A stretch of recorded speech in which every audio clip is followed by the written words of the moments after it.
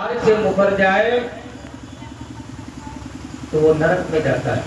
शास्त्र कहता है सारे संस्कार माँ बाप पे करना चाहिए पूरे।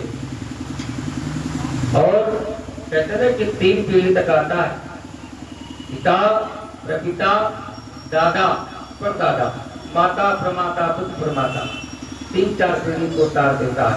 यदि बालक अच्छे कर्म करता है तो उसके पूर्वज प्रसन्न होते हैं, घर में सुख शांति बनी रहती है। यदि बालक कोई गलत कर्म करते हैं तो उनके पितरों को दुख होता है। जैसे कि आप लोगों ने सुना होगा,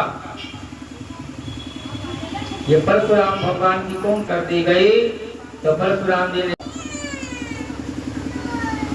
कई चीज, इसलिए तुम इस चीज को त्याग दो और अच्छे कर्म करो।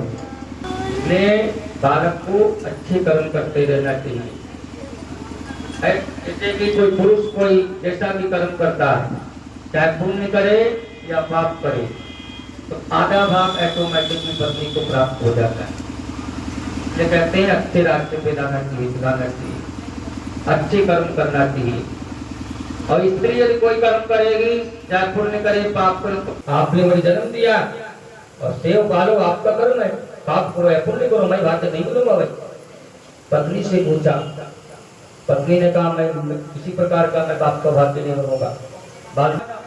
तो वाल्मीकि से कहा तुम मरा जपो, वाल्मीकि महाराज 30 मेन प्रधान होता है। इसलिए मनुष्य को अच्छी कर्म करना चाहिए जहाँ तक हो सके।